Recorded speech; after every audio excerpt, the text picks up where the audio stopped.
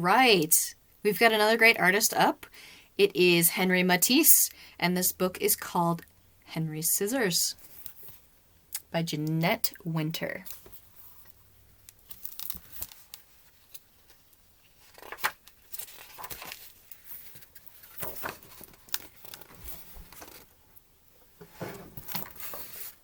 In a small weaving town in France, a young boy named Henri Emile Benoit Matisse watched his mother paint china.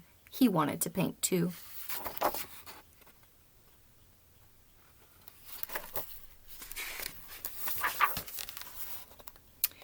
He drew pictures in the sand, and he drew pictures in his school books.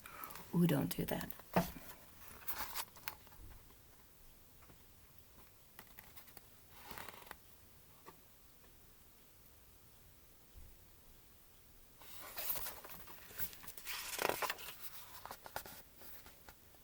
When Henry was a young man, he drew pictures in his law books and on contracts, deeds, and wills. Henry was sick in bed with appendicitis one winter. His mother gave him a thin box of paints, and he painted them until he was well. There he is, painting in his work.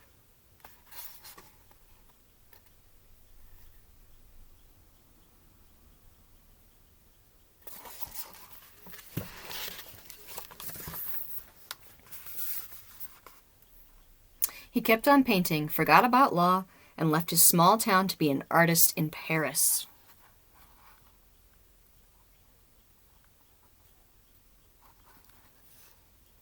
Anybody recognize that building right there? It's the Eiffel Tower. Henry painted pictures day after day and year after year. This is an image of him painting one of his very famous paintings. I think it's Woman in the Red Room.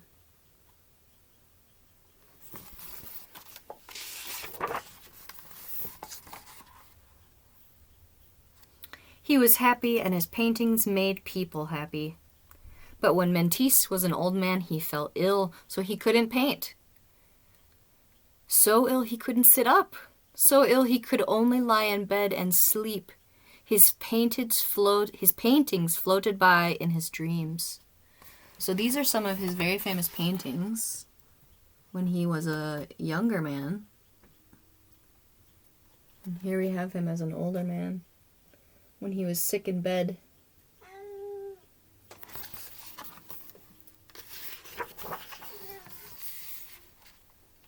Matisse finally opened his eyes, and they were filled with sadness. Now he must remain in bed or use a wheelchair. Would he ever have the energy to paint again?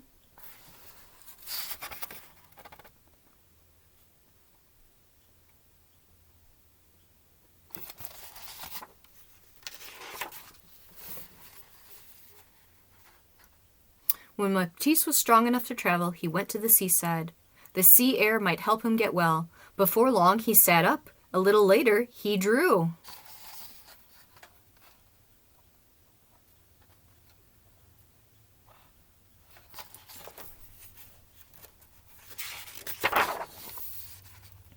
Then one day, Matisse picked up a pair of scissors and cut out shapes from painted paper.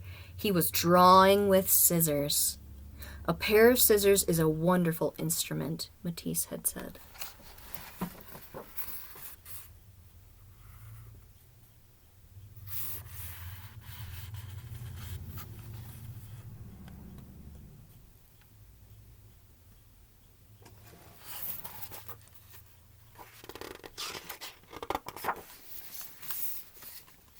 It seems to me that I am in a second life. Paper cutouts covered his walls, and this is someone he knew as well. This is his nurse when he was very sick that helped him do paintings on the ceiling and on the walls and put them up everywhere.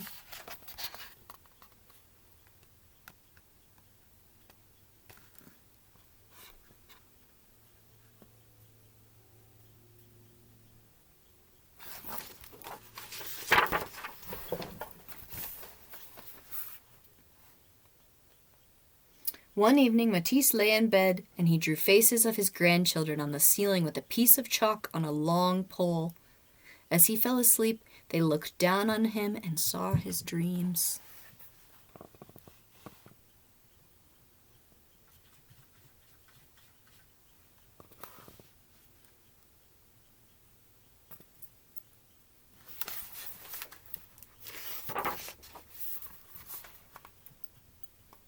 They saw the shapes that surround him in sleep.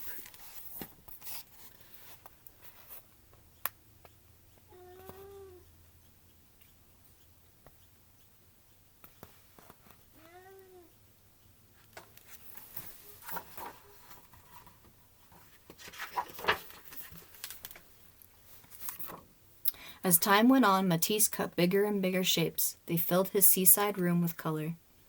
"You see," he said, "as I am obligated to remain often in bed, I have made a little garden all around me where I can walk. There are leaves, fruit, and a bird."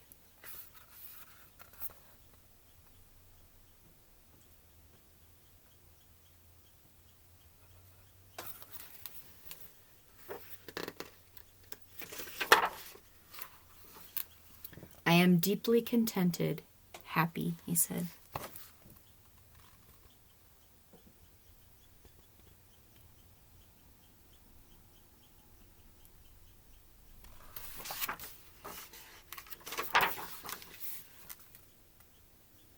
Then one night Matisse walked into his paper garden, and the rainbow of shapes cradled the old artist and carried him into the heavens.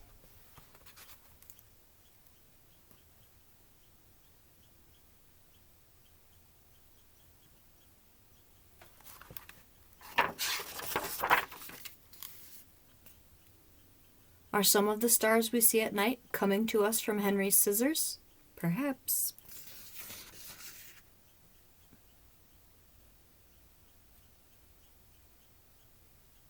There he is with the scissors.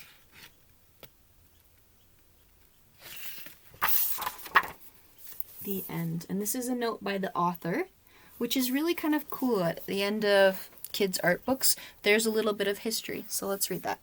Author's note.